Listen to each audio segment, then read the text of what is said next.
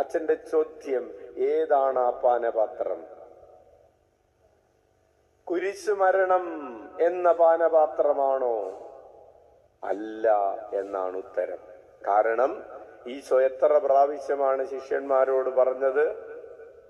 ഞാൻ പീഡിപ്പിക്കപ്പെടുകയും ഉപേക്ഷിക്കപ്പെടുകയും ബന്ധിക്കപ്പെടുകയും പീഡിപ്പിക്കപ്പെടുകയും കൊല്ലപ്പെടുകയും ചെയ്യും, 3-ാം ദിവസം ഉയർത്തെഴുന്നേൽക്കും എന്ന് ഈശോ പറഞ്ഞിട്ടുണ്ടായിരുന്നു.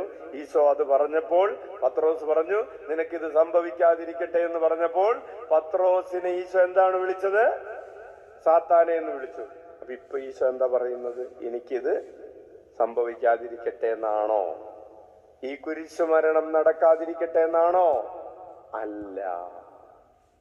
നമ്മുടെ പൊതുവായിട്ടുള്ളൊരു ധാരണ, ഈശോ പ്രാർത്ഥിച്ചു, കഴിയുമെങ്കിൽ ഈ പാനപാത്രം എന്നിൽ നിന്ന് അകന്നു പോകട്ടെ എന്ന് ഈശോ പ്രാർത്ഥിച്ചതല്ലേ? വാ മക്കളെ, നമുക്കും പ്രാർത്ഥിക്കാം. ഈശോ പ്രാർത്ഥിച്ചത് കുരിശുമരണം എന്ന് പറയുന്ന പാനപാത്രം അകന്നു പോകട്ടെ എന്നല്ല, സഹനം അകന്നു പോകട്ടെ എന്നല്ല.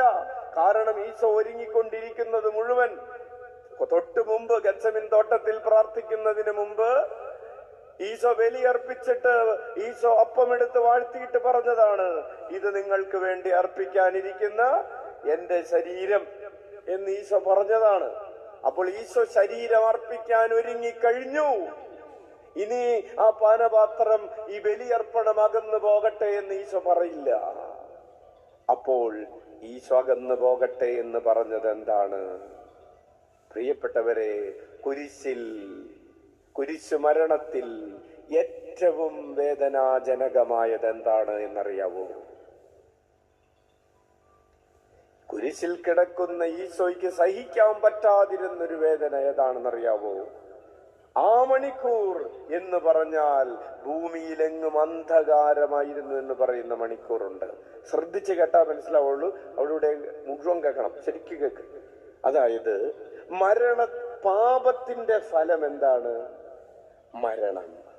മരണം എന്ന് പറഞ്ഞാൽ ദൈവീക ജീവനിൽ നിന്ന് മനുഷ്യൻ അകറ്റപ്പെടുന്ന സമയമാണ്. ദൈവവുമായിട്ട് സെപ്പറേറ്റ് ചെയ്യപ്പെടുക എന്നതാണ് പാപത്തിന്റെ ഫലം.